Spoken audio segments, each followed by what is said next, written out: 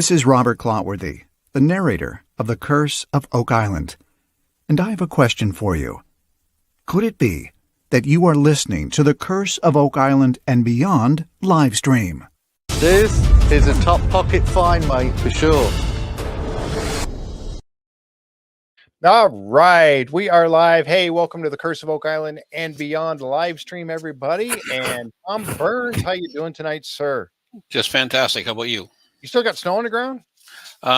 Snow's pretty well gone. We're just waiting for about an inch of freezing rain to pile up here tonight. It's actually freezing rain now, and it's supposed to freezing rain. It's in Atlantic Canada. It's 8:30, and it's going to freezing rain here for about the next 10 hours. Oh. I would rather have a foot of snow rather than any freezing rain. I get the generator all moved and tarps ready and you name it. So broken. If it goes out, it goes out. I can't change it, so you just have to live with it. Well, that's true. We can't, can we? Nope. Oh my goodness. Yeah, I know. Here, I tell you what. I'm in the Panhandle of Texas, and I tell you what. Yesterday was one of the windiest days that I have seen. Sustained heavy winds from morning till the time I went to bed. I mean, it was just, I swear I thought I was going to wake up in the middle of the night and the RV would be in the canyon, which is pretty close by because it. That's the worst kind of wind too, because it just keeps beating and beating and beating. It just never ends. Oh my gosh. Yeah. It was just constant all day long, probably sustained 20-mile-an-hour winds and then gusts of 40 to 50. Yeah. And it was awful. It all day long. Somebody said I can't hear Jeff. You can't hear me? No, you're fine here. Oh, let me turn it up a little bit. I'll see if that helps. I don't want to get too loud here and blow everybody's ears out. Anyway, welcome, folks. Thank you for coming tonight. We really appreciate it, as always. Okay. I know. And we are going to be doing a drawing tonight too. Again, as we've been doing, we kind of got this precedent set now that we're going to be doing a drawing, and I'm going to show a picture. We are going to be giving away this book tonight, and this is it right here. Annie Goes to Oak Island, and this was created by Cindy Busey. And Busey, is it Busey or Busey? I should just say Cindy. Cindy wrote this book, and Raymond Johnson. So anyway, that's the book we're giving away tonight. So, and that'll be coming up a little bit later in the show. So, volume helps. Okay. Well, all right. I'll turn it up a little bit. There we go. And Jack Campbell, I saw Jack say hi from Holland, Ohio over there today. How you doing, Jack? There's Jack. Yep. All right. Sharon's there from Maine. She's going to get banged with this freezing rain tonight too. Yep. I think, let's see, Craig was the first one in tonight. So, hey, Craig, how you doing? Jeff's in the house. The Jeffs. Jackie, yep. Heaven Mage, that's Wes. He's over there. Richard, hey, how you guys doing? I tell you what, we were having a great time in Discord again last night. It was a lot of fun. We were in there hanging out, and I've got a couple of things that I'm going to actually, just like I always say about this is why I love doing it live, the show live, because I get to interact with, Tom gets to interact and we get to, talk with everybody that's in the chat. And you guys have such great stuff you come up with all the time. And that's what was happening in Discord last night. We were coming up with stuff before and during and after the show last night. And I got some things to show you that Ryan came up with last night. It was pretty cool. Some little tidbits. Hey, Dina, how you doing? Richard, let's see. Who else we got in here? Kathy Howard. Yep. Lisa Bates. We said hi to Jack, didn't we? Michelle's there. Lisa, I have to talk with you a little bit. I did send you an email, Lisa, and if you would respond, and we have to. Well, I'll get back with you in the email about what you sent me there. I really do appreciate it, but let's talk about that a little bit later in email, please. So check your email for that reply from me. Kara from PEI is there. Judy's here. Dave Gallion, just looking at the Facebook page because it's easier for my old eyes to follow. Robert Duncan, yeah. You get to the age where curiosity is greater than vanity. You know what I mean? Yeah, being able to see. Yeah, right. Oh my goodness. Yeah, tomorrow night, folks, for those of you who care, hey Lorraine, for those of you who care about the expedition Bigfoot stuff, I know a lot of people don't, and that's okay. But we're going to be doing we're going to be wrapping up the season 3 tomorrow night, episodes 14 and 15, and wrap up the season there, and then getting ready for season 4 to come out here pretty soon. We don't have a date yet on that, but we'll be coming out that. It'll be Micah Owen, myself, and we have a special guest co-host tomorrow night. John is busy, so he's got something he's got to do tomorrow. So we have a lady by the name of Marie Dumont is going to be joining us as co-host, special co-host tomorrow night, and she is the one she's um, the leader of the Mid Florida Bigfoot Research Group. Facebook page, and she's the one that I went out with her group, and we went out and hunted for skunk ape or did some investigation in mid Florida. So she's going to co-host tomorrow night with us. So that's going to be a special treat for us, for me anyway. And she's a lot of fun, and we'll have a great time with that. So, and then next week, I tell you what, what do we got? I think we got two episodes left. I think there's only 2. Yeah, I haven't heard about any drilling down. So we're not sure. So the 11th and the 18th are probably our last 2.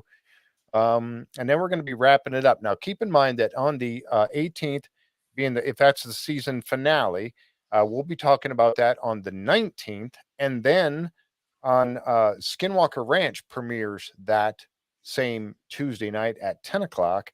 And we're going to be talking about that first episode on that Friday, the 21st. So that'll be the first Skinwalker Ranch. Then the following week, providing that there are no more Curse of Oak Island shows, we're assuming, then our Skinwalker Ranch will take the place of this time slot right here, Wednesday night, 7:30. Skinwalker Ranch will then start with the episode 2 and stay that way for the rest of Skinwalker Ranch's season. So keep that in mind. So the 26th will be Skinwalker Ranch at 7:30 p.m. Eastern from that point forward until the end of that season.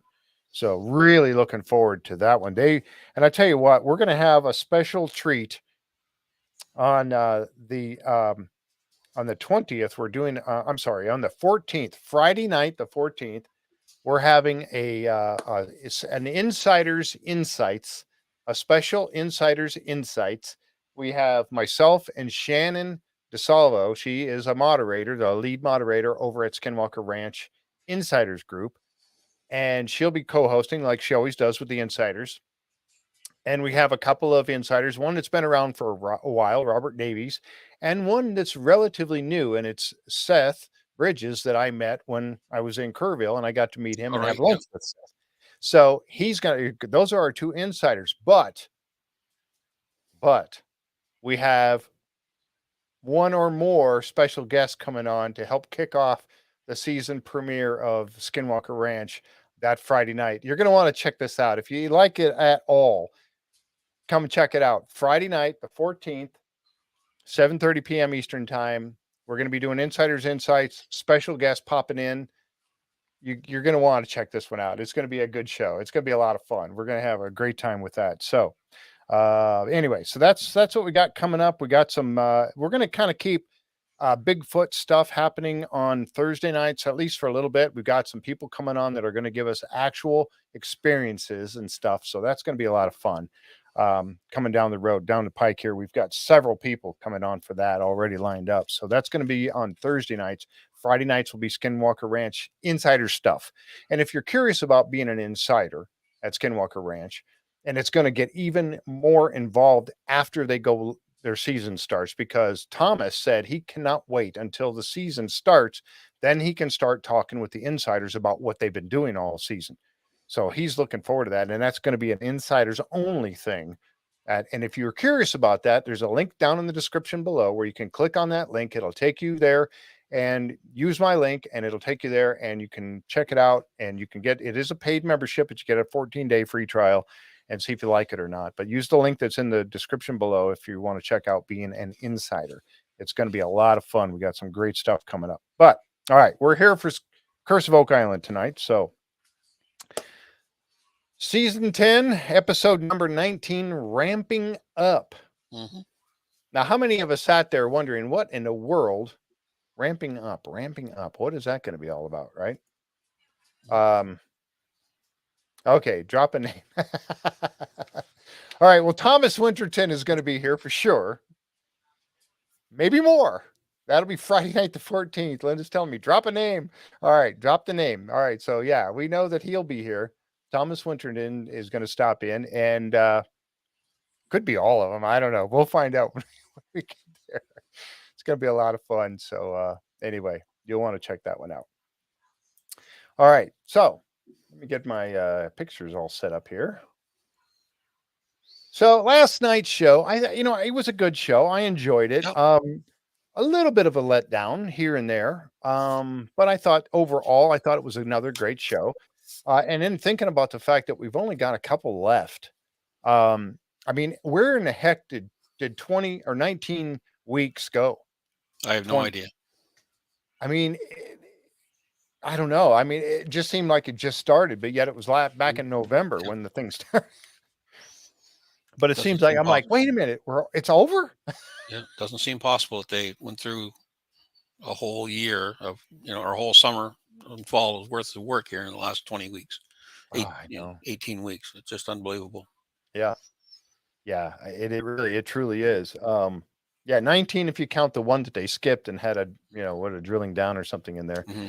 But I mean, yeah, it's just crazy that it went by so fast and so much, and I hate the fact that they had that big delay in the garden shaft with the permits because they could have been so much further ahead than where they are. And how many times has this happened when some kind of delay with permits or something like that hits the guys, and then The good news is, though, we found out a lot of interesting stuff about the island that points us in new directions. Yeah. And it's mostly all about rocks. The well, the wall. Yep. Lot 5 finds. Yep. The quad. Yeah. So we'll dig into that as we go along here. All right. So Curse of Oak Island. Here we go. So the guys the show starts off just taking us right over to the garden shaft initially. And in the money pit there. And you got Scott and Craig coming over to talk to Paul and kind of get an update. Now, I noticed right away that they kind of used some old footage on this from last week because Craig walked over and said the same thing he said last week to the guys. But in they're still, last week it was at 67 feet. And then this week they're at 65, 66. Yeah. Did they lose a foot? I mean, what happened there? They lost a foot or two somewhere along the way. But anyway, they're still working on that. And there was that one hole that they were really, really curious about that they were going to drill, which was supposed to be right in the north corner of the shaft. Now, the north corner would be the corner. It's the wall that's on the side of the crane. The left corner would be the north corner. So if you take the crane side, which is the hillside, that wall, the left corner would be your north corner. If you're facing the crane, the left corner. Yep. Yes, facing the crane from the money pit, the left corner, top left corner. Yeah. Then which that's is the area they suspect the tunnel is going to be in. Yes. But they're still 20 feet higher than that tunnel. Exactly.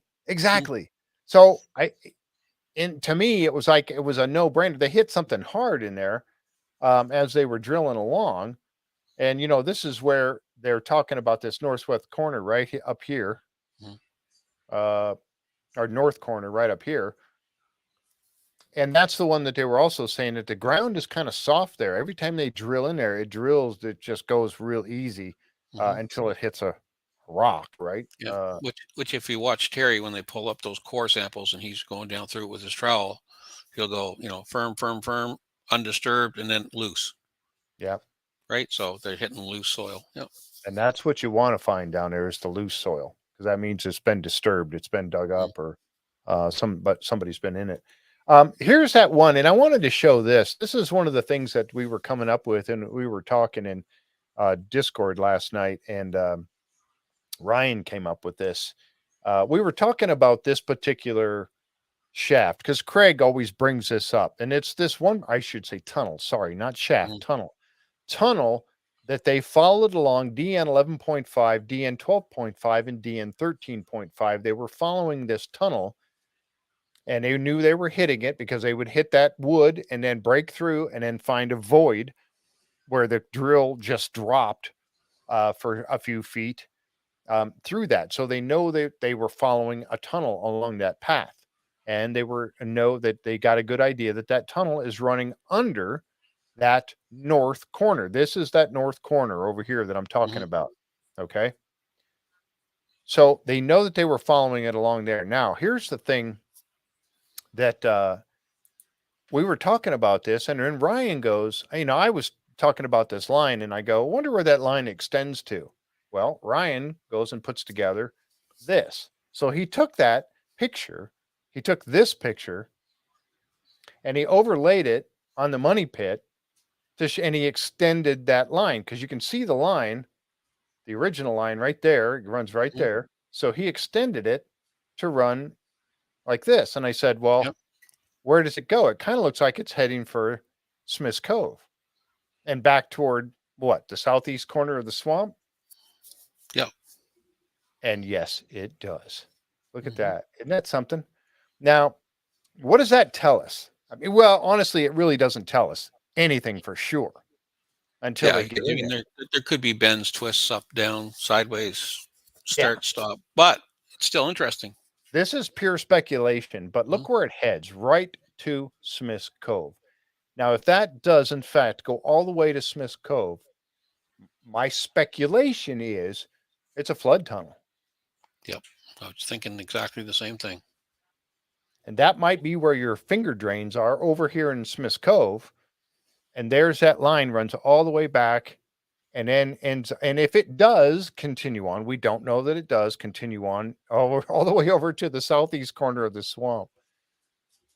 And it kind of follows that road. Remember that road that it was Gary and Jack when they were metal detecting in those lots right there. They kept finding ox shoes. And they were saying, there's like a road. We're following a path here. Remember that? Yep. And then also they were curious about the stone road that went across here was heading that direction. Didn't they also find what they thought might have been two shafts down there at the bottom of that corner of the swamp? It was log cribbing or something. There was log cribbing, and they never, it's weird because they found it, they uncovered part of it, and then they never talked about it again.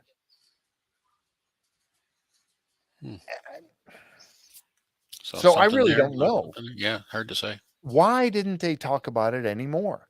I thought that was a significant find. It was right by that pine tree that sits right here, and they found that square cribbing that went down several feet into the southeast corner of the swamp. They covered it back up and never talked about it ever again. I hate when that happens. How close to 10X? Well, let me zoom in here a little bit. 10X is right about there. If you can see my mouse moving, 10X is right about right there. So it misses 10X. I was thinking the same thing, Jan. That's Jan Anderson asked that question, how close to 10X? I was thinking that when I first saw it, I thought, I wonder if that's running toward into 10X, and that's the tunnel. Yeah. But I don't think so. Doesn't mean there aren't side tunnels off too. Exactly. So kudos to Ryan for putting this together last night. Yeah, this was awesome. Yeah, really good job. He just extended that all the way to Smith's Cove, and I'm thinking it's a flood tunnel. And what's the other important thing about this line? What else does it intersect? What's that right there? That's the cave-in pit. Cave-in pit, yeah. Could it be? It goes right through or under the cave-in pit also. If that line truly is a straight line, cave-in pit, finger drains, Smith's Cove, I'm still a believer that the tunnel that Dan Blankenship saw when he was down in 10X, I still believe that's a tunnel, and I still believe that tunnel goes to Yeah. the money pit area. I'm still a believer of that, even Yeah. though And he's 235 feet down in 10x. yes, 235 feet, right? So maybe it's both a flood The tunnel and elevation of the cove to the rock garden. I think the highest spot on the island is around 30 feet above sea level. Mhm. So, I mean, I don't know all the elevations, but I'm thinking probably, 20, 25 feet, maybe. I'm not sure. It's just Yeah. a rough guess on my part, because I mean, we know it's downhill to the water, and Yeah. I've driven by it, in Tony's boat. So looking up the hill, I'm going to say it's probably a good 25 feet in elevation from the water. Yeah. Yeah, probably so. That'd be Yeah. my guess. I think that we did kind of ask about that a little bit. I Mm. think we got that answer. I'm sorry, Linda, I put that back up there because I was going to answer or try. That was Judy on the Facebook side asked a question. Let's do AO's first, real quick. Maybe it is both a flood tunnel from Smith's Cove, and could it be the other tunnel is in fact the secret entrance to the money pit from the east side of the swamp? Yeah, I mean, it's Sure, why not? plausible. Certainly plausible. Maybe that's what that cribbing, that rock or that wood that we were just talking about, maybe that's what that is. Maybe that's the entrance to it, the whole thing right there. Hmm. I don't know. I'm not there, didn't see it, so or examine it, so who knows. What's the difference in elevation from Smith's Cove to the rock garden? Yeah, there you go. About 25 Mm. feet or so, you think? Yeah, I'm thinking, Something like that. because it is a fair little hill going up in there. When you're in a boat and you're looking up at it, it's not huge, but it's definitely, you're climbing a hill. Right. They should dig out that cave in. I know, I know. I don't know, but isn't that something though? I mean, Ryan extended that out, and that Hmm. just blows my mind. I mean, it's really very interesting that where that line goes. Does it prove anything? No. Do we know for a fact? No. But man, I mean, through the cave-in pit and all the way to Smith's Cove, if it were extended, How deep was the tunnel they found in the cave-in pit? Oh, that must be the one where when they had the long reach excavator down there that Billy almost put in the hole. I think that's what David might be talking about. yeah, and that was actually situated right about here. It was Yep. actually on the Smith's Cove side Hmm. of the cave-in pit. He was That reaching down there. That 50 boom on feet. that, yeah, the boom on the long reach was 50 feet, right? Right. He was down past that, so 40 Yep. feet. Yeah. And then Rick, that's the one that Rick got in the bucket and was lowered down in there Yeah. to get a look. And they did see collapsed tunnel wood Oh, no, down there. no doubt about it. Yeah. There was no doubt in my mind about it. I mean, and that's another one of those things where I thought, okay, close this area off, get down there with your boots on the ground and get in Mhm. that hole and start following that tunnel. You think too about the Again, garden shaft with that drilling program they got going on down there, the probe drilling, and maybe they are, but I'm just wondering why we haven't seen any wood samples come out of those holes. That mm, If there was a lot of wood down there or cribbing down there, you would think at some point in time that drill is going to pick up. You're going to have some residue come out on that drill. yep, That's going to be wood, yep, yep. and It maybe was they are, and we just haven't seen it. But exactly, that could be the case. A lot goes on that we don't show on TV. mhm, Didn't they try? That's when Billy was undermining. Yeah, he was undermining the excavator. mhm, Wasn't that the cave-in? No, it wasn't that. It wasn't the cave-in pit. It was right next. It was on the Smiths Cove side of the mhm, cave-in pit. They were actually, like I said, if you took this line, it was right about in here. If you can see my mouse will acting all wacky there. I know I got a program somebody shared with me and I haven't got it installed yet for being able to do overlays. I'll get it done, I promise. But it should be right about in here is my idea of where they dug that 50-foot hole was right about in there. So it wasn't the actual cave-in pit, but it was just beyond it on the Smiths Cove side. yeah. Someone said the elevation of the money pit reduced over time. Yeah, there's some people would say a 10-foot variation in the elevation from the time the money pit was first discovered to now. Yep. Yep. Does it cross any markers on Zena's map? Not that I know of. That was Jan Rosen. Um, so Rosen. So yeah, I'm not sure. I don't know. Yeah, I would have to take another. I don't think so. I don't think it does, but I'd have to take another look at that. Something I might. Let me write that down and I'll check that out. So anyway, very interesting stuff right there. I was really intrigued by where that was headed, and I thought it was very good. So good job, Brian. Thank you for your help with that. Appreciate that very much. Um, all right, and then you got Scott and Craig. This is later on in the show. Scott and Craig go back over to the garden shaft to kind of get an update of what's going on. And this is where the guys were drilling the probe holes down in the bottom, the 12 on each set.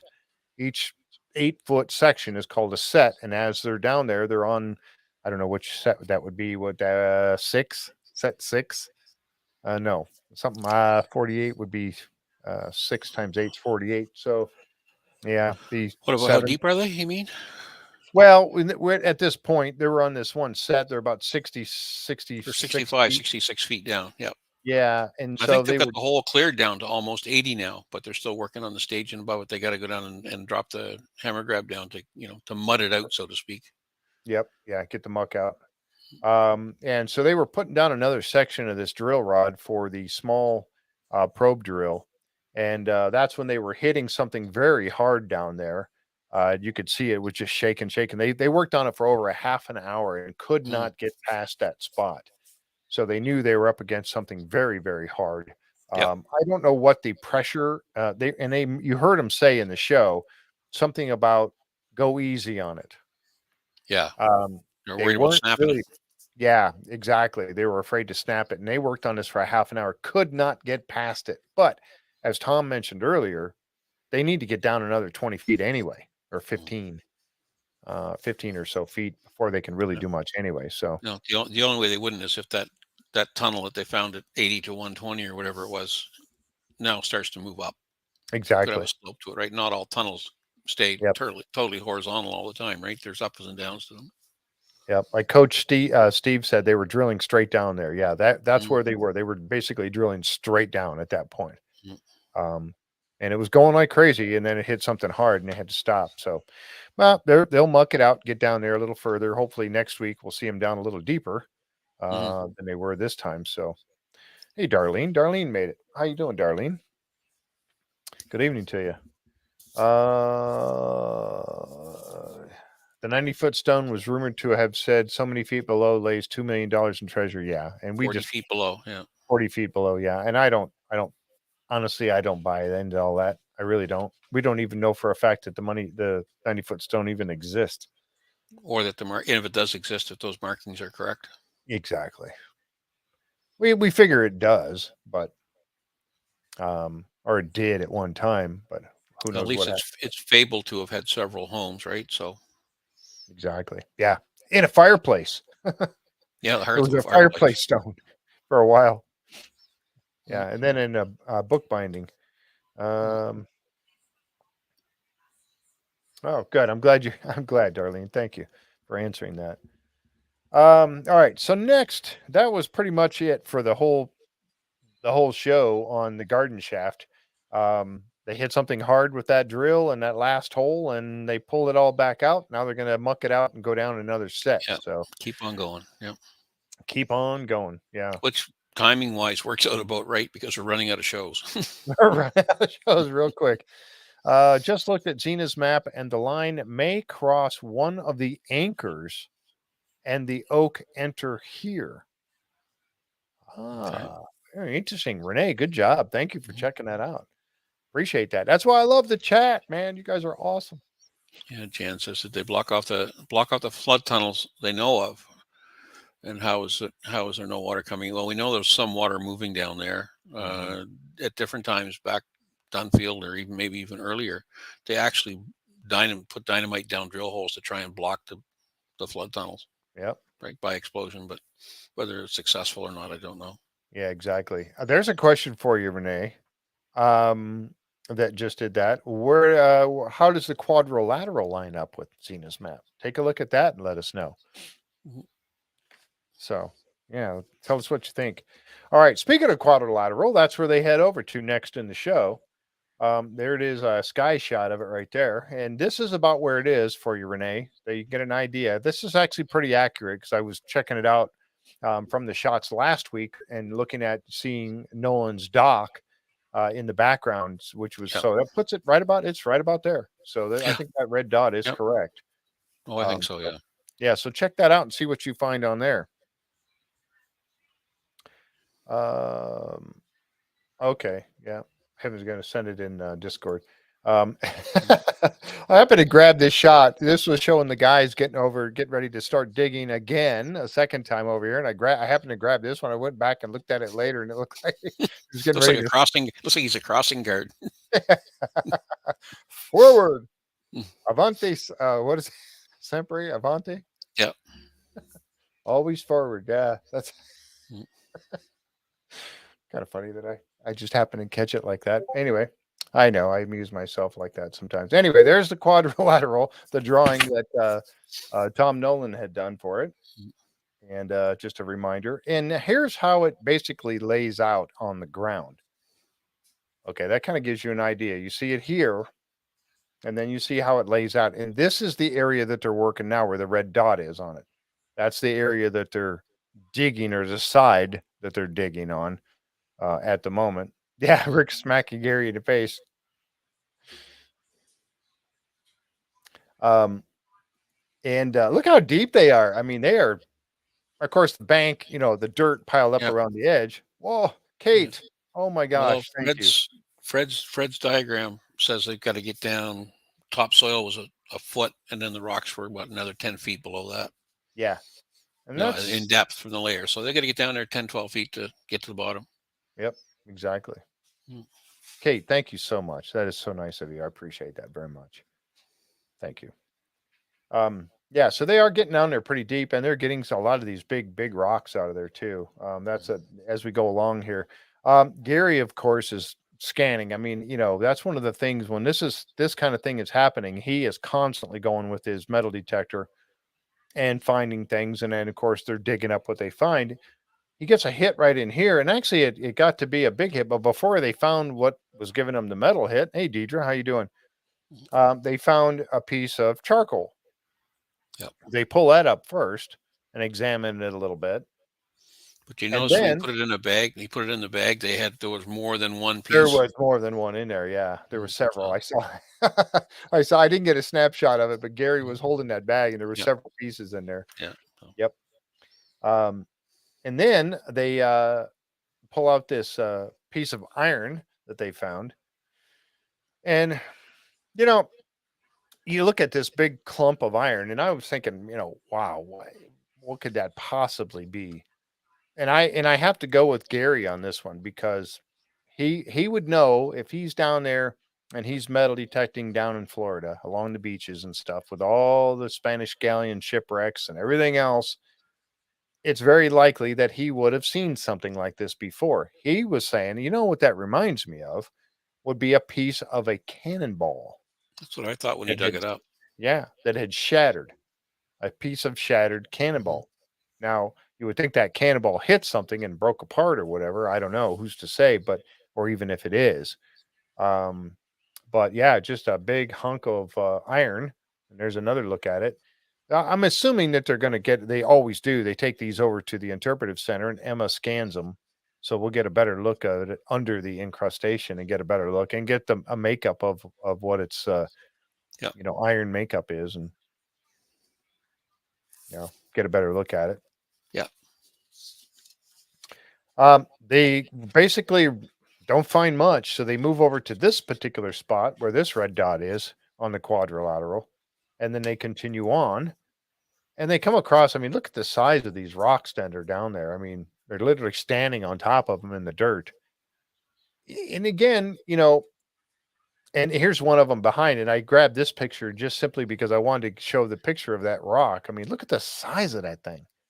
That's almost the size of the Nolan's Cross rocks. Not quite. Those are bigger, but that's massive. That's a massive boulder. Somebody moved those rocks for a reason. Exactly. You just don't decide you're going to move a bunch of rocks, dig a hole and bury a bunch of boulders, right? Yeah. You just don't do it. Well, that was the, I'm sorry, go ahead. No, I'm just going to say you just don't do that, right? You're burying those rocks for really only one of two reasons. You want that pile of rocks to be a marker for something, or you don't want someone to see those rocks because they're going to mess up your other markers. Exactly. Yeah. That's kind of and that to me is a very, very plausible explanation. Mm. Because at the end result, they found this piece of glass. They did find a little piece of pottery. But if you look at that glass, and I zoomed in on it, it is thin, which is an indication of age.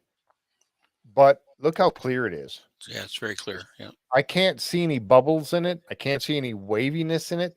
No. Old glass was not perfectly No. clear. And the old glass was almost like a milky color.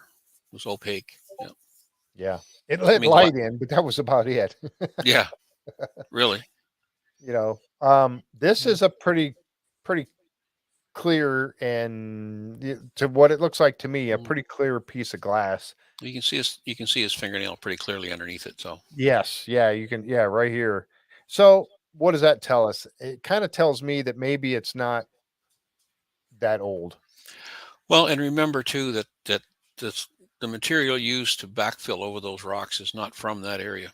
Right. It was hauled in there Yes. from somewhere Ian for some Ian purpose. even said that. Yeah. Yeah. So, gives you a really good reason if you've got ox shoes laying all over the island, what they were hauling. hmm Yeah. Yeah, exactly. That's a very good Mm, point. mm, So, the end result was when they finished up in the and I got one final picture there I'll show of this area. And there it is as they're finishing. And Tom pointed out a good point right here. You see the water, and and I didn't catch this. Tom is mm. getting very good at catching these things too, that aren't noticed on the show normally or talked about on the show. But you see the water and the puddles. Um, Initially, you would think, okay, maybe that's a spring and it's filling up with water, but I think it was from rain, and that's I what think it Tom said. is. I Yeah. think it is. Yeah. Yeah, Tom said he was likely that it was from you see some over here too. Mm, But yeah, likely it was just rain that filled it in when mm, before they finished. So but look at the size. I mean, here's those rocks. And like Tom said, mm. is it possible that they found these big rocks, they used the ones that they needed to mark certain things like on Zena's map, Nolan's Cross, and they didn't want these rocks to be confused with those and threw them into a big hole and they covered them up with dirt that they brought in from somewhere else. It's plausible. And keep in mind that don't use 21st century thinking as to why people did things. Yeah. Right. Yeah. If it's the Portuguese or any of those people back in that era, slave labor, forced labor was readily available. So, you put your crew to work and you tell them to dig a hole, and, the shape of the hole could be a clue as well.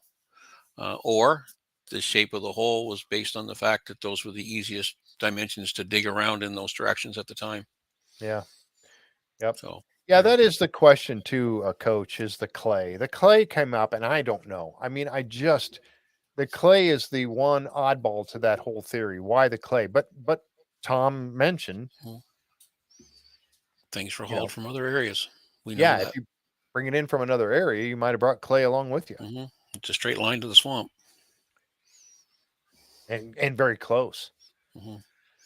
If you're going to move So all those rocks, moving a little bit of clay is not going to, yeah. you know, One slow thing you down. one thing that was mentioned last night by Rick, and Jan has it in her synopsis right here that she did up. It says Rick wonders if this area, which Fred referred to as being paved, Hmm. is related to the paved area in the swamp. Well, that made me think about that a little bit deeper, and I think it was.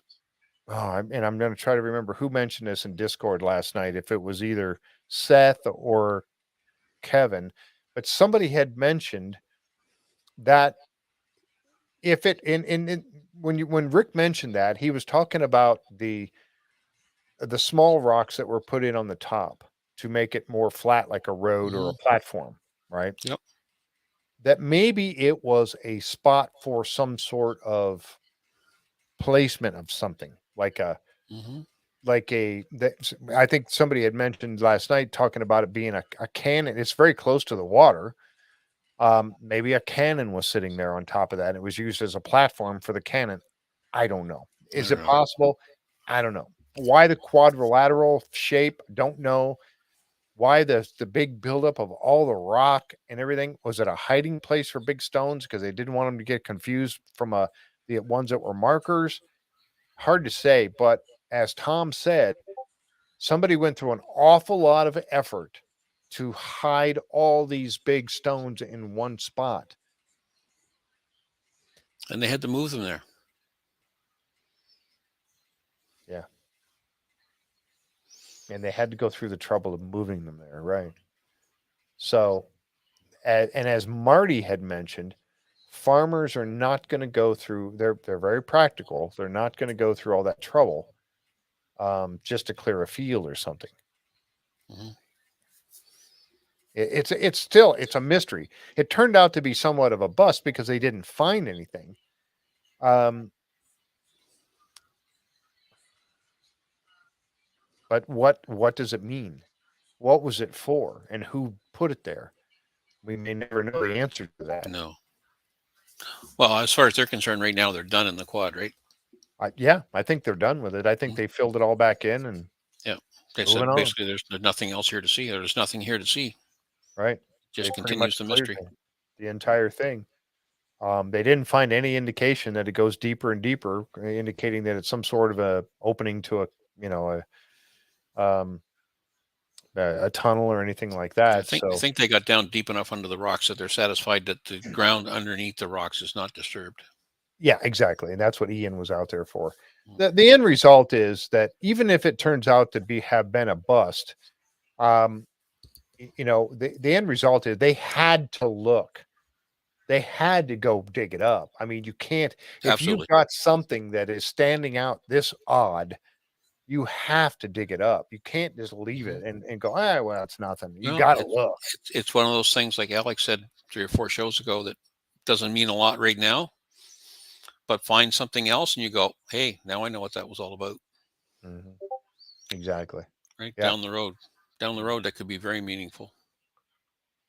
Okay. All right. I'm going to try to check that out as soon as I can there, Wes. But let's see. Okay. I got your picture. I'll take a look at it here in a minute. All right. So next we're going to do the drawing. Woo-hoo! The drawing. It's time for the drawing because we just finished up this part. Yeah, unfortunately, but I think now we don't know what the charcoal was dated. No. We don't know the date on that, and we don't know for a fact that piece of glass is, but I'm thinking it's not that old, that piece of glass. But the charcoal, we just don't know. She should be able to do an analysis on that, though, with her XRF machine or whatever it's called, to get the chemical composition of it. Yeah, that's true. So, all right. There's Linda. Hey. All right. Again, I can't see anything because of the sun. We have to change the time of this podcast. I can't do that. Well, it's always been at 7:30. Well, it wasn't. I can't see anything. Okay. Maybe we could do it at 3 a.m. in the morning, and then Anne Marie would be up at a normal hour. Yeah, there you go. Anne Marie and I are frequently up at 3:30 in the morning. All right. So I'm going to put the picture back up, and Linda is going to, well, no, let's not do that. I won't put the picture up. It's the book, Cindy's book. How do you pronounce her last name? I'm sorry. Is it Busey or Busey? Cindy Busey. Met her. She was on your show. I know, and I don't remember. I'm so sorry, Cindy. Please forgive me. She's probably thinking I'm never going to go on his show ever again. All right. Please don't. Halftime entertainment. Thanks, AO.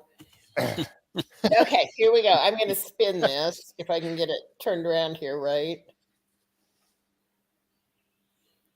All right. All right. We are spinning for the book. Okay, hold it right there. Oh, up a little bit.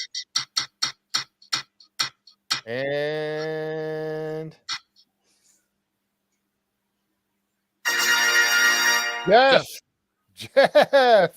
Jeff wins the book. All right.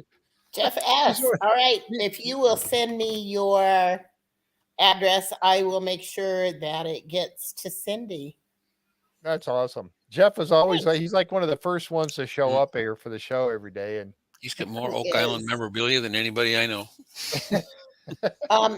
Next week, The giveaway is going to be Cindy's second book called Annie and the Pirates of Halifax. Ah, very cool. So they're both very fun books. So congratulations, Jeff. See you guys. All right. Thank you Yeah. very much, Linda. Thanks, Linda. The halftime show, Linda. It's just Oh, that's funny. fantastic that what these people are giving us to give I away. know, and it keeps coming there. People are donating more and more really cool things for us to give away. It just turned out Linda had all these things that she had purchased, the coasters and all those things that she thought, you know what, let's just start giving these away on the show. And we thought, okay, it's a good idea. Let's do it. Why not? And then now it's turned in people are donating things for us to give away. So wow, we really appreciate it from everyone. We really do. All right. So let's get back with it. All right, next to the war room. You guys jump over to the war room and they're having a little meeting in there. Now, this particular meeting is to talk about the permits for the swamp. Now, we know that the guys have to go out and get permits every time they want to dig something, drain something, past a. Do you know what the feet? How many is it? Like 5 feet? Anything past 4 or 5 feet? They got to. I've heard different rules depending on the area. Yeah. Right? Some areas are basically do not go. Some areas I've heard anything over 5 feet. Some places I've heard anything over 10 feet. Some places I heard as long as Laird says okay to dig, go ahead and dig. Yeah. So yeah, I don't know. Oh, somebody just asked about the ladder they found down in the garden shaft. Any date on it? I don't know. I don't know if they ever dated or not. Oh, Though Gail. we Gail do know asked. we do know that it doesn't have any metal screws or bolts or nails in it. It's 100% wood. Oops, I keep clicking on the wrong one. There it is. So Gail, we don't know. We know that it was pinned together. And the that's rungs all. everything was the rungs were pinned together, and it was made all wood. There was no metal in it. So what does that mean? I don't know. Not really sure.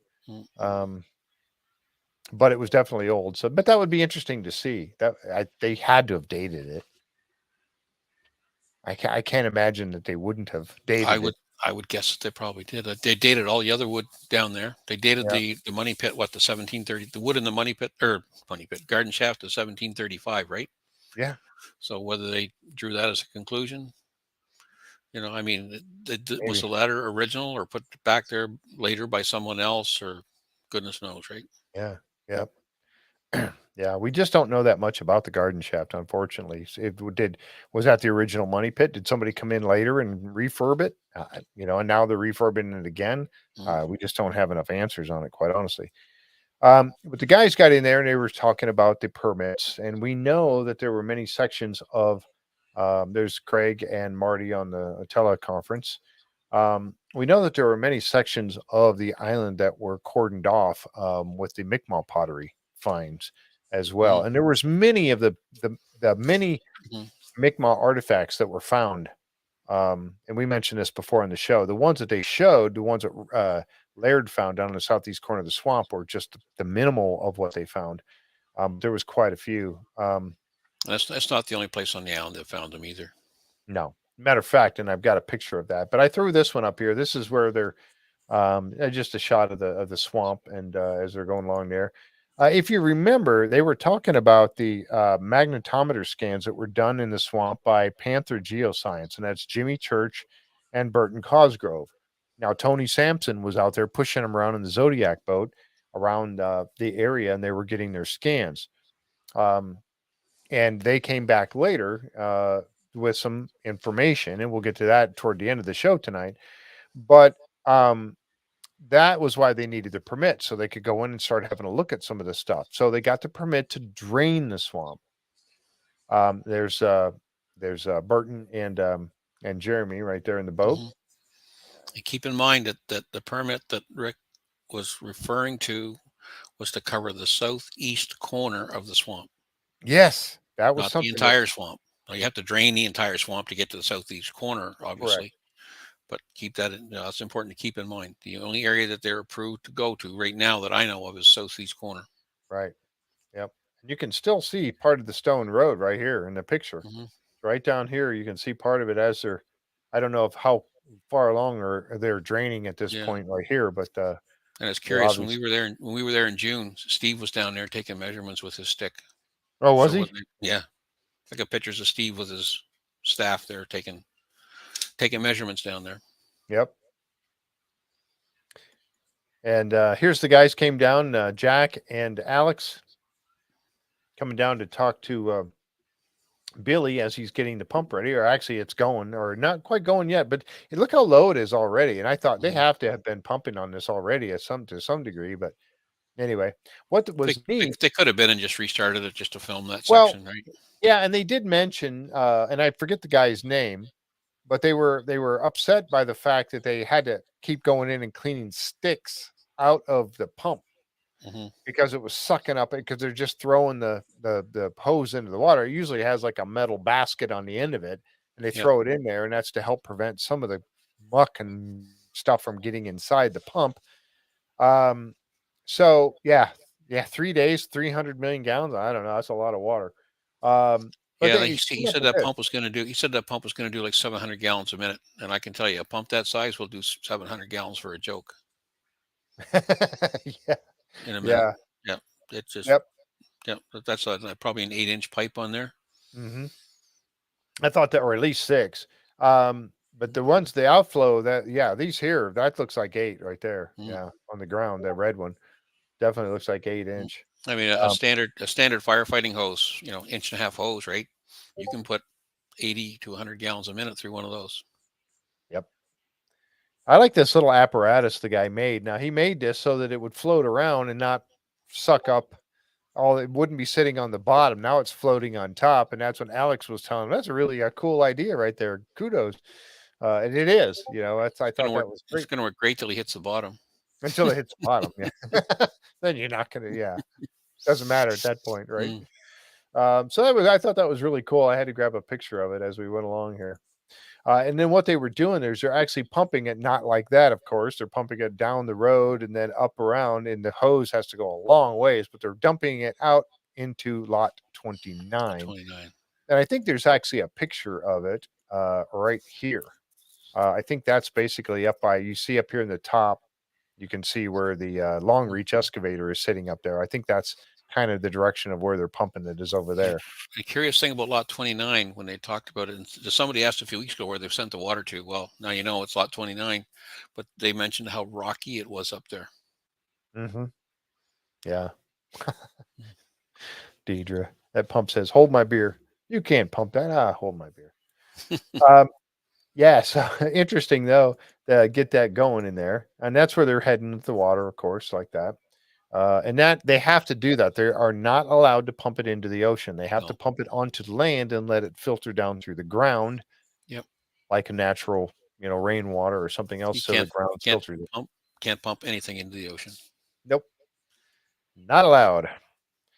So they got things working over there, got that going, and now they get back over to the war room once again. And this time they've got Jeremy Church. I'm sorry, Jimmy Church. He's got a cool show, by the way. Jimmy Church says.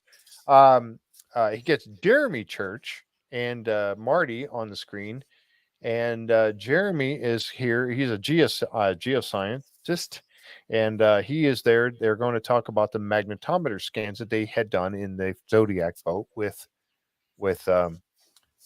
Tony Sampson pushing him around out there. There he is there. And he brought up these things. Now this gets pretty interesting. These different scans. Now this is the data from the scans that they did going all around the swamp. And they break this down into some different ways here. One of them, they're looking up by the eye of the swamp. Now this is something that, I know Jack's very big on the anomaly that they had found with the seismic data that had been done several years ago in the swamp. They had the seismic data. Linda just made a point here that Zane is correct. The permit was to drain the swamp, not dig in the swamp. They get taken care of also, obviously, as they went along. But so, we were talking about that ship shape anomaly. That's kind of been shoved to the wayside, and they really haven't talked about that much anymore. And I really wanted them to get down there and get looking for that again, but they just never really got back to it. But they did talk about the eye, and that's one of the areas that I was very curious about. You see in this picture right here, this is the eye, and this is the zoom in on the eye, and there was an anomaly showing up right here, relatively mediocre as far as conductivity. The bright red shows, you see the scale right here showing the different levels of conductivity, and it falls in the middle range, maybe just a little above. You get the greens and the yellows, a little bit of orange right there. That to me though still says go dig it up. So the eye of the Yep. swamp is still, in my mind, is still important. Um, will they get back to it at some point? And I remember last year when we were looking at, they were talking about the season premiere, and we were looking at some of the pictures. There was a picture, and I think this might have been actually taken by Colin, or somebody had gotten a picture, and it showed the long reach excavator was over by the eye of the swamp last summer. Yep. Maybe it was you guys, you and Henry, Tom. No, I think it was Colin. I think it was Colin. There was a picture of the long reach excavator, was. and it was Yep. right over by the eye, and I was questioning what it was doing over there at that time. So maybe they did get to it after all, and we might see it later here in the season. We got 2 episodes left, but and then there's another anomaly right down here, and that hit red. That's the southeast corner. That's where really close to where the stone road is. I think Mhm. I'm not sure exactly where it falls, but it's very close here. You see, just to the left of that That's what I was going to let you mention anomaly. right there. Yeah, right there. I don't know if Okay. you can blow it up big enough for people to see or not. I But can't read it. It's too blurry to read, but there's 3 points right here that Tom found these, and I think they're very significant. But you see this point, and this point. What did you find out about those, Tom? those are muon wells. Those are muon wells. Yep. So Yep. Draw So, your they talked about putting other ones in. Now we know where 3 of them are. Mhm. And we go right back to Jan's original notes from first of the year. They did mention about putting muons in the southwest corner of the swamp. So there they are. They're marked on the map. There they are. Oh, isn't that interesting? We knew that they put them around in different places. I thought I saw one that was protected by one of those concrete domes or Yeah, circles, whatever you they're want to almost like a call it. well cap. They're almost like a well cap. Yeah, they got some all Like over a the money well pit cap. there. Yep. Yeah. Up on Nolan's property, there was one of those standing out with a lid on it. Yeah, It was up on, that might be too. To me, I think that's a well, but it's it hard to might say. be a well because there That's are a pretty 10, I common thing. I guess. mean, even go to New Ross and look at the one that Alessandra. Alessandra and Tim have got over their well out there, right? Right. Yeah. Concrete circle with a lid on it. Yeah. With a It could concrete very lid. well be. But this is interesting, and here it does. It says muon. Muon well. Yes, thank you. There's 3 of them. It shows all 3 of them right here. Mm. So, or 3 of them in the swamp. So yeah, they were even checking the swamp looking for stuff too. So That to me is great just a catch. fascinating. That's a fascinating spot to put them. You It would think. is. I'm at a loss to figure out why they would put them there when it seems like most of the activity is happening on the other side or up around Right. the eye. I was kind of looking around in all these words that are everywhere to see if I saw any others, and I didn't. I didn't find any other ones. I looked too. And I couldn't find any. So that's interesting though. But yeah, definitely 3 all of kinds them of right log piles and survey stakes and barbed wire and Mhm. water holes and everything else, but no wells. Yep. So hopefully we'll get I don't know. Are we going to get any data from these things before the end I of the hope so. season? I don't know. Looking for the ship shape anomaly, maybe, Renee. It might be possible. Mhm. I hope so. I hope that's what they're looking for. But I just don't know. Mhm. But anyway, very good catch, Tom. And I had completely missed that, and I'm usually the eagle eye on that kind of stuff, and I completely missed it. All right, here's one of the looks that they got, one of the scans, and they're talking about this being the stone road, more than likely. a question mark on it, but yeah, that's how they followed it up along there. Here's an anomaly. They called it SWD. And again, it had a very low magnetometer hit, so we don't know what it was. And then also this was probably the platform. That's the stone platform on the north side of Nolan's. This is Nolan's Peninsula right here. The platform being on the north side. Okay, that they were hitting there. It says base swamp possible anomalies right here, which is pretty cool. And then there's a bunch of stuff going on up here, which isn't part of the swamp, but apparently they must have scanned it as well because it's in their data for anomalies, but not a whole lot. It's a lot of green. They probably got a shot from Steve and overlaid it right on the shot from what Steve has marked. Existing map. Look at what it says here too. It does. I did find one. So this little inset is zoomed in on this picture right here, and see right. It says right there.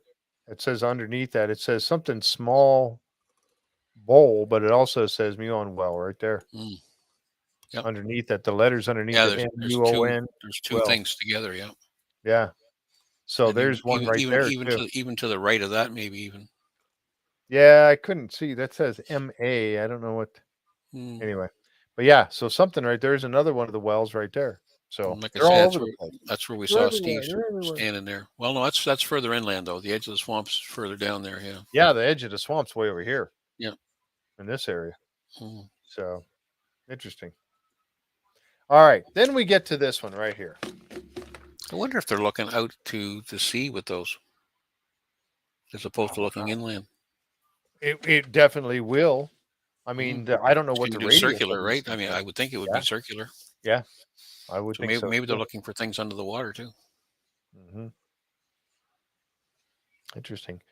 They get to this one right here, and this is the one that everybody got all excited about, the anomaly SWE. And this is this red hit right here. And that shows here. Now, here, I'm going to show something on this. And it was something that I was talking about in Discord last night. This right here, piece of what you see right here, is Nolan's Peninsula sticking out into the swamp. That's what this white area is right here. Okay. And here is this one anomaly, which is basically right up against it. Okay. And then they got these minor ones over here on this side. And I said, because they showed this and then they went to commercial, and I was in Discord last night, and I was like, watch them come back and not dig the big red one. They're going to dig the minor ones on the other side. And sure enough, that's exactly what they did. They came back and they worked on these over here on the north side of Nolan's Peninsula. That's not supposed to be that deep, is it? No, it isn't. It isn't that deep. I'd have thrown, Tony Sampson out there with a iron rod and tell him to start banging around and see what he hits. Yeah. So, but that's that paved area. So, I don't know. It's just weird. And you look at this red one right here. Now, I started, questioning right off the bat, because here's basically where they were working. It looks like they kind of marked us off a little bit right here. And I don't know if this is marking off where this portion here is where the stone platform is in this square here, but you got this hole here that they dug and this one here. Now, obviously they're done because the excavator's gone. I think they said it was 3 feet. Yeah, I think they did. Is that the plywood they throw down so they can walk across the swamp? Oh, it probably is. Lines? You're probably right. It probably is plywood they put down so they can walk on it. Yeah, good point. Somebody asked about it filling up. They were asking about how the swamp fills back up. Here's that natural spring right here. I think this was something else we were talking about in Discord last night. But it's being fed. The swamp is fed by a spring, a live spring, and it makes making its way down to the shallower or deeper areas of it first and starts filling it up as it goes. But that's the little creek of it right there. Yeah. And that's why you have that brackish water, because you've got the fresh water from that spring, and then you get the seawater coming in, just by natural absorption coming in there. Exactly. Yep. One of the, here's the team they come out to, and of course Steve coming out to mark exactly the spot with his GPS. He was looking to see, and he said, and as he was walking over, he said, "Well, let's check those rocks," because Billy started scraping it off, of course, with the excavator, and he was hitting rocks as he was doing so. So Steve is like, "Let me go an elevation on those rocks to see if they're the same as the stone road." And sure enough, he does. He said, "I think the stone road was about a foot and a half below sea level." He goes over, and sure enough, it's a foot and a half below sea level. So what's the coincidence of that? That the stone road over in the southeast corner of the swamp is a foot and a half below sea level, and so is this set of rocks right here in this area that they're uncovering. That's, back then, when whoever done this, in the dating of the rock or the piece of wood that was found in this paved area, the big platform area, was 1200. Yep. So in 1200, they were able to keep the stone road at the same elevation below sea level as this area here. That's just incredible to me. I find that amazing that they Mm. had the whereabout to do that, to make Yep. it that accurate. I don't know. It's about one Yeah, and a half. What they say, about 1.5 feet below current sea level. right. Current sea level. Mhm. Yes. Yes. Good point. Very good point. Here's another shot of it, and I want to remind everybody a little bit about this peninsula here for a second, because the one anomaly they found is over here on this side. This was before the swamp was drained completely, obviously. One of them was over here, and the other anomaly, the big red one, was right over here in this area. Mm. Okay, right off of the peninsula right here. You see the peninsula sticking out, one there, and then the other one's on the north side, north and south, which actually tells me it goes underneath it. Whatever it is, maybe traveling underneath it too. And Tom or Fred Nolan covered it up when he bulldozed and made the peninsula in the first place, because this was not there initially. He created that. Fred Nolan pushed it out there because he wanted to get access out to the deeper area of the swamp. So he pushed all this dirt out there and made his own little peninsula of land going out into it. And so that's what this is right here. That's the little area that he created with it. All right. So here's a picture of them digging. Now, where is the excavator sitting?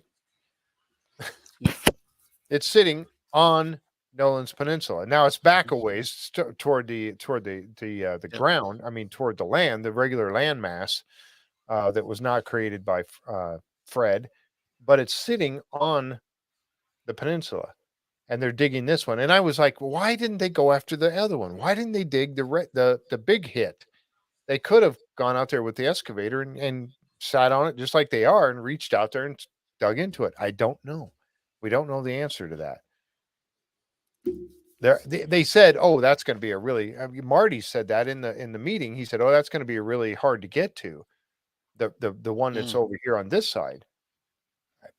Likely, maybe it is. I don't, and I'm not Yeah, on the we don't island. we I've don't never know been we don't there. know I how don't marshy it is out there either, or how know. good the base. Right. It could be really moist or soft right here. I don't Mm. know in this area, but man, I don't know. But I was wondering, why in the world did they not get out there? Yeah, it could be very wet. Who knows? And it might have sunk out there or something. But anyway, that it just it I just knew that they were going to go after the other one instead of the big red hit, the big hard magnetometer hit. And sure enough, they did. Now, hopefully next week or something, we'll get to see what the heck that one is. I don't know yet. Well, hopefully we'll find out. Right. So, yeah, Rick said something about it really wet. And Yeah, yeah, it's he all did. that black mud out there. Yeah. And there was more rain last summer than the summer before. I think it was Linda Yeah. put the comment up there about being really dry the summer before, and it was really dry. Yes. Last It summer we was. had a fair amount of rain. I mean, it Yes. wasn't a rainy season, but it Right. was definitely more water than the previous year. Yeah. More normal, right? Something like Yeah. that. So, anyway, so you got the question, why in the world was it? Why did they not go after it? That's probably why they didn't go after it, because of Mm. that right there. But man, I hope we get to see this. I really do. I want to know. Now, as they were digging, and this is Billy's talent right here. I mean, working the excavator. You know, he was, as he was scraping that back, he could tell that the rocks seemed to be coming up and rising in elevation as it got closer to the ground, or the landmass out of the Mm-hmm. swamp. And you know, sure enough, they get Steve Guptill go out there with his GPS to get an elevation, and he did say that the closer he got to the land, it did rise a couple of inches Yeah. as he went. Hence the name of the show, Ramping Up. Okay, so put that together. You got the stone paved area, this big platform right here, and then you've got what appears right now to be a stone road Mm-hmm. that's heading that direction and ramping up. I mean, it takes you back to, why would they have built this thing in the first place? If this paved area dates back to 1200, 1220, the massive effort, and we talked about this, Tom was talking about this last week, we were talking about this, about the manpower, the probably slave labor, or, you know, whatever workers that they would have to do this. Conscripted workers. You know, congratulations, you're in the Navy. Let's go. Yeah. Yeah. It's kind of what they told me when I went in the Navy. Yeah. All right, you're in the Navy now. Let's go. You're going to be out there chipping all this paint. Wait a minute. I'm a radioman. I don't care. You're chipping paint. Okay. That's what I was doing part of the time. But anyway, so the massive effort that they went through to make it in the first place back in 1200, and it leads uphill to another. And then they found this stone road down here in the southeast corner, and then they followed it. That's where Aaron Taylor was involved. Dr. Taylor was involved, following it all the way along with Miriam. And of course, it came all the way up towards Nolan's house property up there. And now they're finding this one, and they speculated that there was one that went off up the hill. Mm-hmm. Okay. So what were they moving that they needed a stone, a solid base like that? Exactly. What do you guys think? I mean, this boggles my mind to think about what they were doing. You know, we've talked about a ship repair facility when the French and the English were going back and forth. We know that there were, not now, I'm not, no, but I did dabble in ham radio a bit, yes. While I was in the Navy, and then shortly after I got out, yes. But not now. My uncle was K8 AVR. He was a ham radio operator also. But you think about the fact that they went through all this trouble. What in the world were they doing? What do you guys think? We know, like I was saying, we know that there was probably some ship repair going on, maybe with the English and the French. We don't know for sure. But back in 1200, why would they have needed that paved area and a road ramping up from it? And why? Maybe it was a slipway. You know, wintertime, haul the boats out. W4 RPE. Hey, Keith. All right, cool.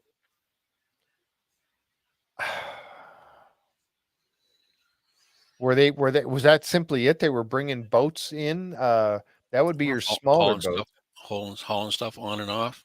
Yeah. You know, oxen trails, sleds. If you're going to take anything into that area, in my opinion, it would have to be, you know, for regular transport, it would have to be something like a barge. Yep. Something flat bottom that's not going to, you know, take, 6 or 8 feet of water to float. Yeah. Something that's going to float in 3 or 4 feet of water. Yeah, and I'm not one that really believes that. I'm not really one that believes that the swamp was actually a body of water that they filled in. That it was 2 islands. No, and it could have filled in over time. Yeah. You know, just by natural means. Yep. You know, sit there for 600-700 years, and now it's basically cut off from the ocean, whether it's from the front or from the back, with a road. Sediment's going to create in there. I guarantee it. We've got rock wharfs, over by our camp that when the rock wharf was first built, it was clear on both sides. You could bring a boat in on either side. Yep. Now you can only bring a boat in on one side because the natural current of the water has built the sediment up on one side of the rock. Yeah. It's mud. Supplies for some reason, maybe. Yep. Could be. But was it a body of water back then? I don't know. Mm. I really don't know. The sea levels were lower back in 1200. So it would have had to have been even deeper. But they're finding that paved area at that level. I don't know. I mean, I just don't Yeah, get it. if it was a body of water, it wouldn't have been that deep. Yeah, that's true. Yeah. Probably one of those areas that you'd have to approach at high tide. Make a perfect harbor, if you ask me. The swamp. Yeah. Mm. If only they had Google Earth back then. I know. I mean, I can't really wrap my brain around why they would have needed this back then in 1200.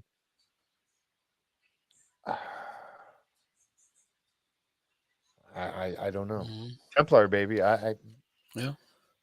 Or Yeah. was it open water and, the spoils from someplace they were digging were dumped in the swamp, and that's what created the base. I guess it is still plausible that it could have been The roads are there. The roads were built to be used for something.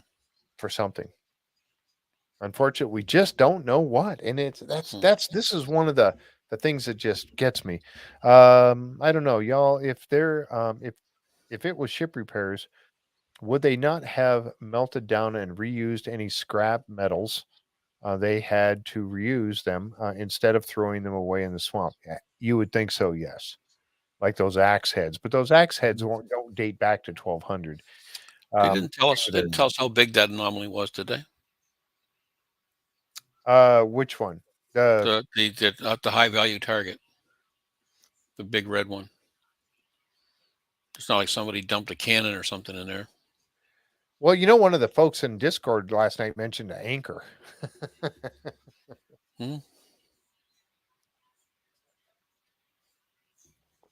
Wouldn't that be interesting if it was an anchor? What would that tell us?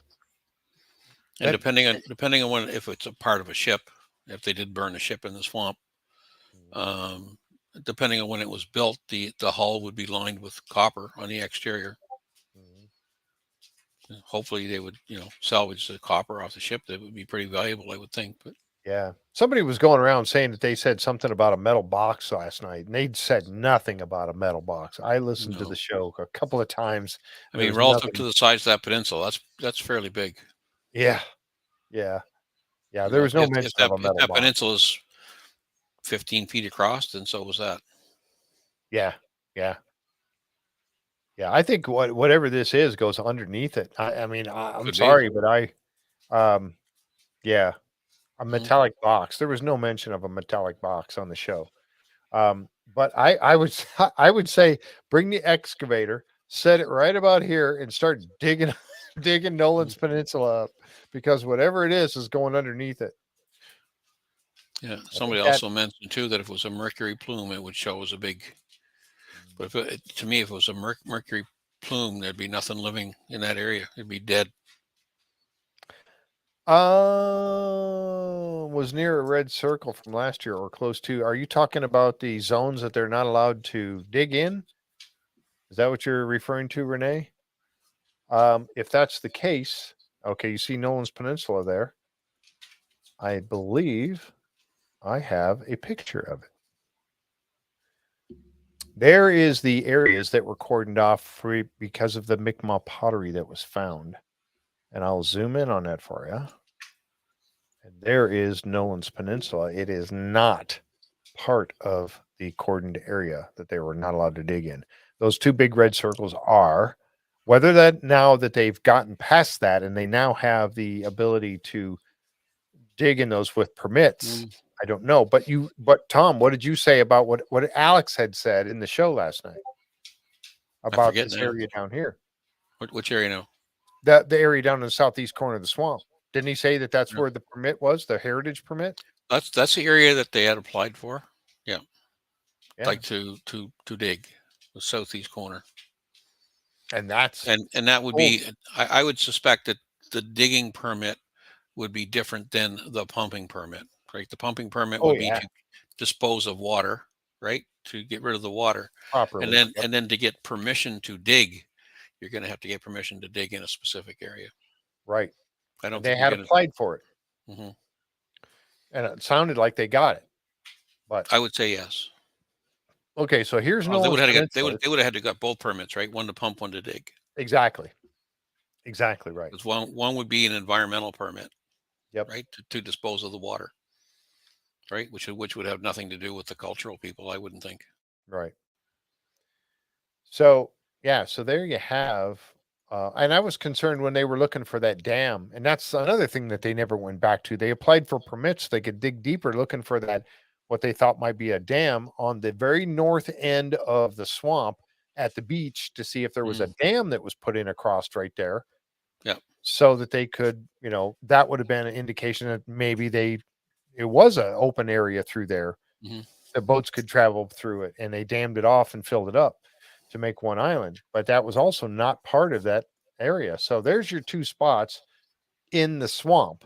You got the big area over here, but those are the two spots in the swamp.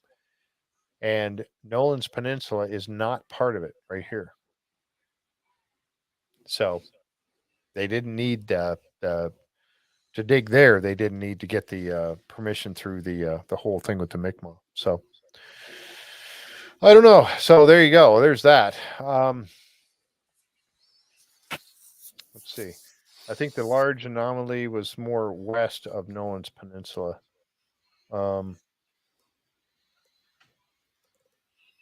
Which one are you talking about, Zane? Are you talking about the ones from the show last night? Oh, he might be talking about what they thought was the ship's anomaly. Oh, yeah. Well, the ship Mhm. anomaly, and I didn't grab a picture of that. Actually, the stern was down here. It Yeah. was west. It was definitely west of Nolan's Peninsula. Yes, Mhm. the stern It was down it was here. kind on of out in the south middle of side. the swamp, really. Yeah. Right. Yeah. Yep. And it was laying basically north south. Oh man, I hate that with my mouse. I'll get that corrected for next week. But it was basically laying north south, kind of, along, but right through this area here. So, Mm. but yeah, I was kind of worried about that. The no-go zone. Yeah.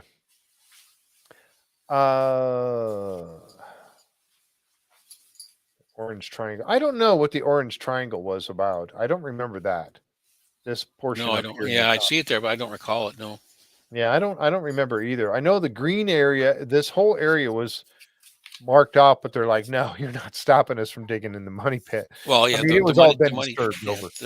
the money pit's been so dug up and destroyed, and yeah, they basically just said, yeah, go ahead, fill your boots, right?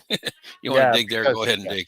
if there's any Mi'kmaq pottery there, it's been destroyed by It's everything that's been gone crushed. on Yeah, in the and last 200 years of it would searching. not be in situ. There'd be no way to give it any kind of Yeah, credence or value. exactly. Yeah. So they went all the way out to the end of Isaac's Point and all the way back through lot 30. Is that lot 30? Yeah. Yeah, and I mean they've still, and I don't know where this stands with all the stuff with what's going on. I don't know that they've gotten permission to start working that. But anyway, I thought I'd grab that picture and kind of share that with you too. Yeah. But so that, because it was important to me anyway. So, but yeah, here's another shot of the Some people excavate. speculated too that they created basically like a dry dock in there in the swamp, right? With It's all the rocks, awesome. right? Yeah. And when you think about that, right, then if you're going to create a dry dock in there, and somebody had dug this rock well, 12, in the year 1200, what do you need to do if you get a dry dock in there? You need to stop that water. How do you stop the water? You plug it with blue clay, That's great. Yeah, that's a right? good Why point. not? Yeah, no, it's a very good point. It's as crazy as idea as anybody else has got. So If I can find it, it might take me a minute to find it.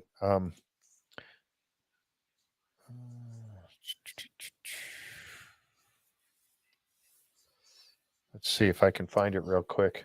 what is it you're looking for? I have a picture of the ship shape anomaly. I Oh do. yeah. What season was that, Linda? Can you remember what season that was? That narrowed down my search a little bit. Mm. I know I have pictures of it. There's no doubt about the fact that I have pictures for it. So, let's see. I don't know. It's just the more you dig into it, the more different plausible theories. Anything's possible. Some things are impossible. Some things are not probable. But the more possibilities you can come up with, the more you learn about the different things that they find. Yeah, that's for sure. Season 8, huh? Okay, so let's take a look here. Pardon me, folks, while I look for this real quick, but I know I have pictures of. I got pictures of everything, right? So I'd be shocked if you didn't. It's just a matter of finding Yep. them again. Mm-hmm. Yeah. So I mean, what was the swamp used for? It could have been they built these things as a natural fish catcher too. It could have been an inland lobster pound. Yeah, you brought that up once before, and Yep. I thought that was a very good point. Yep, it's very possible. They would build. I've seen similar things on Grand Manan that are built, and water flows in and out of them. They're made of rocks, and they're there to maintain lobster, or they build a fire on the shoreline. The fire acts as a lure. The fish come in at high tide. The water goes out. You close it off with whatever, and the fish are trapped. And Jack would know the labor part of it. Yeah, for sure. Jack thinks that's a ship. I still think if it's out there, it's a barge. But if it was a ship, they would have, I guess, in my opinion, broken it down and used the timbers out of it to build shafts or tunnels or whatever. Right. Let's see. Is that it?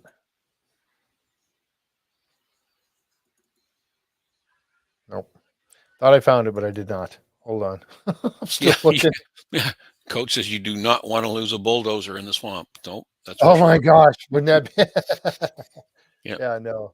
Yeah, or show up in the morning and just have the top 15 feet of that excavator boom sticking out of the ground. Yeah. That would not be a good morning. Man, yeah, so there's all kinds of uses that swamp could have been used for. I should have named it, and then I could just do a search by that, but I did not, obviously. Linda says season 8, episode 20 or so, she thinks. Oh, let me look there.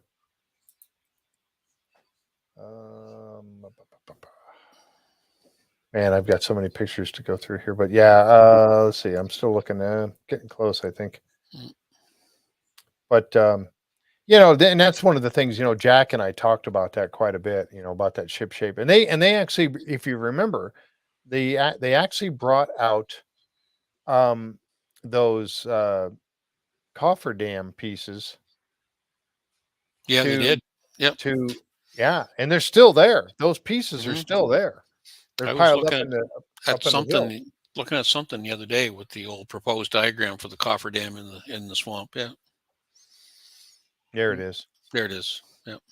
So that's the ship shape anomaly where they found it. So the forecastle, the stern, I think, was back this way. If this was a ship, it'd be laying on its side.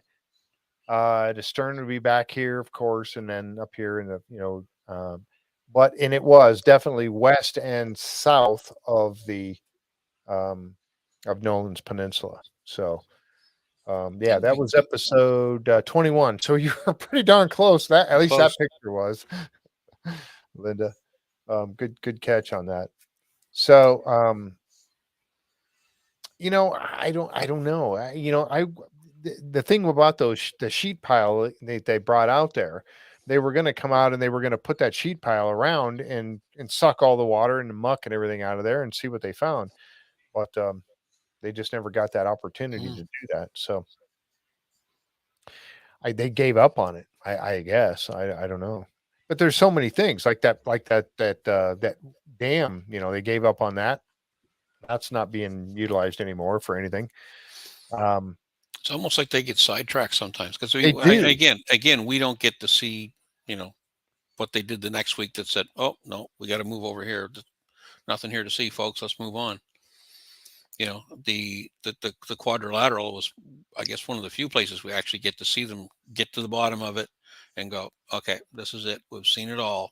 There's nothing more here to see. Right. Yeah. And that's something that they've all said as they've come on the show. They've all said things like that, is that you only see a very small portion Mhm. of what we actually do and film out there every day. Yep. During the filming season, there's hundreds and hundreds and hundreds of hours of film, and we only see a very small portion of it. Some of the folks like Kat are bringing up points that they did find all these different pieces of wood in the swamp. That's true. That these pieces of wood, Tom and I have kind of talked about this, and Colin even, talked about how they could have floated in and got washed into the swamp. A good Over nor'easter gale would blow them in there. I've seen nor'easter gales. My brother showed me pictures from Graham and Ann. Nor'easter gales actually blowing metal boilers up onto the shore. So I mean, people say metal doesn't float. Well, metal doesn't float, but it'll move with the right Yeah. wind and the tide and water. It'll move. Yep. Well, I like the fact that, somewhere up in this area, when they were actually digging out here, I think they were digging up by the eye of the swamp, actually. And they came across that piece of strapping metal that they took to Carmen to get Carmen dated. Mhm. And he said it was burnt. He Yep. said it had been exposed to a very hot fire, And it was a piece of banding that looked like, in his opinion, would be one that would be holding pieces of metal together, banded around them, holding them together. Now that was interesting. And he said he pretty well felt that was a ship, apart from a ship. Mhm. Now that's the part that made me really tie into the whole there's a boat in the swamp, because of that piece of metal. Amongst everything else, you just mentioned a nor'easter is Mhm. going to even blow those kinds of things around, Oh, and yeah. it'll get done. So, but it was way up in the swamp. I mean, it was clear up by A the. nor'easter with the right tide will move a lot of stuff to places you would never dream of. Well, you talked about that big stone. Isn't there a big Mhm. boulder up on land by a Mhm. bar or a restaurant or something Yep. in Mahone Bay? Yep. Maybe Tony Sampson mentioned that some big boulder The that's force of sitting the next water. to. Yeah. The force of the water is amazing. Yeah, and it moved that boulder all the way up by that restaurant. The restaurant it sits there by the Mhm. restaurant now. And interesting. One last thing, but I wanted to kind of get to. Oh, here's some more pictures. This is what they were digging. This is the excavator that they need now, right, Linda? That's the This one is they the one need. they need now That's to the get baby over they need there in and there. dig Yep. that. But I don't think they're going to bring it out just to dig that one spot. So they're going to have to do the best they can. But this is the one they need right here with the big Mhm. pontoon tracks on it. And you can't blame them for not having it on site because they didn't know if they were going to get the permits, right? So that late in the year, that would be a lot of Jess money to have that thing sitting there. Jess Grollo just sent me a message. By the way, I'm still using you can buy one of these mugs, one of the J Free 906 tumblers. You can get one of these, and it helps support the show. If you want to help in that way, you can get one of these tumblers from Jess Grollo. You go to Blue 6 Laser. Wow. Blue 6 Laser. I'm doing terrible to promote you. I advertise for you. Blue6laser.com. And there's just click in the description below. You can find it. You click on it, take you right to her site. You can order one of these J Free 906 tumblers and thank you, Linda, and get one of these for yourself. They're $25. She'll ship it to you right from her store in the UP of Michigan. And that's what the little insignia or the little emblem there is in the bottom of the microphone. That is the UP of Michigan. Anyway, you can get one of those if you want to help support the show. I'd appreciate it very much. All right. Next show, we got a little promo, and I wanted to talk about it real quick here. Get all this stuff out of the way now. We get back to it. Of course, how many times have we seen Gary and Jack get all excited about a find? Now they could have taken this from anywhere. That's priceless. I mean, they look like two men that are just really happy to see each other. It's like, but anyway, so they got all excited about a find that they got, metal detecting, right? I know it was. Coach said it was the vaguest promo ever. And what is Gary holding? We don't know. I can't see it. I tried to get a good shot of it. It was something very encrusted. But you can just see the top of it down there, whatever it is. But it was something that he was very excited about. We assume, and I love the editing of Prometheus, loves to just toy with us a little bit, making it very vague, right? Yep. They take it over to something, they take to Emma, and Emma scans it. And then you see the scan here. And she said, okay, she said it comes from Sardinia off the coast of Italy. Whatever it was that she was scanning, we don't know what it is yet, had come from Sardinia off the coast of Italy. Now, yes, thank you, Coach. So whatever it was, and I didn't get it. We didn't. They flipped by this shot of the scan so quickly. We don't know what any of this really means. But Yeah, anyway, I tried to go back and look at it as many times as I could to see if I could see any sort of FE symbols or any sort of, right, and I couldn't find anything. yeah. Um, and then they bring this gentleman here, and again, we're making an assumption that he's looking at the thing that Gary and Jack found that they then took to Emma, that they then had this guy check out. It may not have all three of these may be not related at all. It's hard to say because I mean they flew him into the war room, right? Yeah, this guy got flown in to do this. Now, what did he say? Could First, be a separate Marty theory. says, and this is a quote. Marty says, "Could have a worldwide impact." And this guy said, "Definitely." Hmm. Then he says, "The source of an astonishing revelation." Yeah, to me, he's a theorist who has tied some things together for them. Very possible.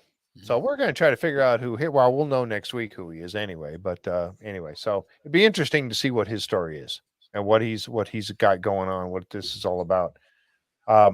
But I mean, right there. I mean, we've all said, and I know I have said for a long time, talking about the things that the history that there are discovering and finding out about the Oak Island could very well, and I said this in one of the promos, and then Corian kind of corrected me. I said could change or explain, and that's what he said. It will Explain history. explain history, not change it. It'll Hmm. explain it. So I like the way he said that, and that was very good. So that's what if it's something that is the source of an astounding revelation and something that Marty said could have a worldwide impact, and he said definitely. Man, I mean, can't wait to next week. Is it Tuesday yet? Right. So Soon, 6 more sleeps. 6 more sleeps, and we only got, we think, 2 episodes remaining. Right. I still find that hard to believe. I know it is. It truly is hard to believe.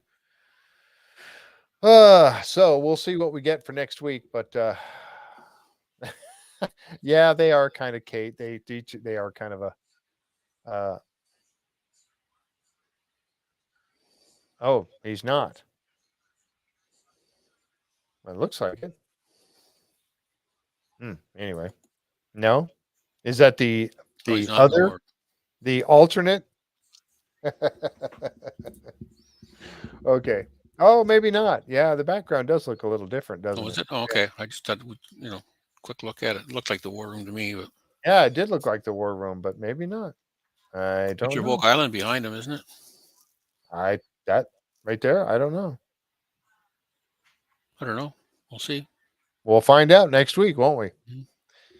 So yeah, it could be. And again, fancy editing. Yeah, it could very well be, but we'll find out next week.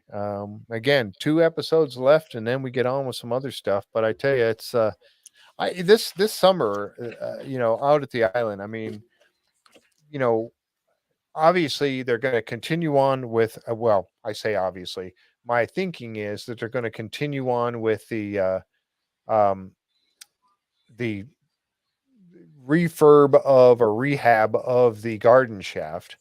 They're going to get down to the 80-foot level. They're going to punch through. They're going to see what they can. So that's Well, they said they were going to finish the garden shaft to 80 feet this year, this or year. this season, I should say. Right. Right. Yes, So, exactly. yeah, so Last season it's or going to last be year. done, and my guess is it's watertight down to 80 feet right now. Right. Yeah. So that'll get done, but I don't think we're going to see anything from it. So assuming that they Doesn't will look like it. continue that in season 11, that's Mhm. one thing. The muon technology data, we hope to find out something about that this season. And what else? What else do you think will be the swamp? Are they going to continue digging in the swamp and looking in the swamp? Again, I don't know. It's a big if of what's going to happen in season 11 Yeah, and I what think new things they find there, out there, overseas. yeah, there's more in the swamp than they're going to get to before they pull the plug, so to speak. No pun intended.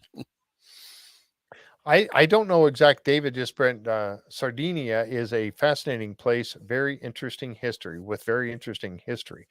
I don't know anything about it, quite honestly, but I'm going to have to go look now because I'm curious to find out more about it. So I'm going to do some digging on that, and I'm sure Tom probably will too, to find out more about that place. Yeah. Um, so, but we're going to be talking now that the season is wrapping up. We're not going to let go of the Curse of Oak Island throughout the summer months, folks. We are going to continue with learning and trying to find out more. And we're going to be bringing on some of the cast members onto the show. We talked to them before the season even started, and we were talking to them about coming on. And, as I've said before, our primary thing was we didn't want to have them come on too soon, like Corian and his team that's over there. No. No Um, point. There's no and point. Gretchen and all that because they couldn't sit down and really explain things to. There would be so much they couldn't say, and that I don't like to put them in a position of accidentally saying something that they're not supposed to. I don't want that to happen. I don't want to be the cause of them breaking their NDA. No. So we said to them, we'll wait. I'll wait until after the season is finished. We'll bring you guys on during the summer months if you have time. And then you can talk about everything that we saw and everything during season 10 and maybe tease a little bit of what's going on for what they're doing now. Maybe. But that was the thing. So we're going to be continuing with that. I'm going to be out there second half of June, I think, right in that area. Up in Nova Scotia myself. I got a lot of people to meet up there. Tom Burns, I want to meet in person For at sure. some point. And Colin Jameson, we're going to be going live from Colin's boat going around Oak Island. We got a lot of stuff happening this summer, and we are not going to let go of the Curse of Oak Island. Guaranteed, we will be talking, and we will give you all the information we can. So we got 2 more episodes, and then we're going to be, bringing you guys as much information as we possibly can. Oh, I got a picture. Let's see. If it comes up, why is it not coming up? Okay, it's not opening for me. Maybe it's my internet. I don't know. Yeah, I click on it and I get a black screen. I don't know what's happening there. Usually it doesn't do that. Oh, okay. Well, we'll have to share that later, I guess. All right, but like I said, we're going to continue. So don't forget also that we are going to be talking about Skinwalker Ranch coming up. That's going to take the place of this time slot in the future, starting the 26th. And we'll be doing that, all of that. Skinwalker Ranch. We're going to continue with the Bigfoot.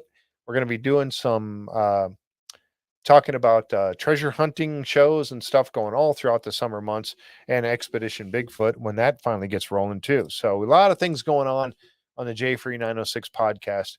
Tom Burns, any final thoughts on this one? You're on mute, sir. There you go. For a lot of people out there, this is their Easter weekend too. So have a safe, happy Easter. Yes, most definitely. Yeah. And yeah, so I'm going to be still exploring Palo Duro Canyon while I'm up here in this area, as long as it doesn't get windy like that and blow the camper away, the RV down in the canyon. So anyway, thank you folks for being here with us tonight. I had a great time with you all, and I appreciate each and every one of you very much. And if you'd like to help support the show, we have our Patreon channel, patreon.com, jfree906 there as well. All right, for Linda and Jan and Tom and myself, thank you guys for being here. We really appreciate it. Y'all have a great rest of your night, and we'll catch you next time right here on the Curse of Oak Island and Beyond live stream. Good night, everyone. Good night.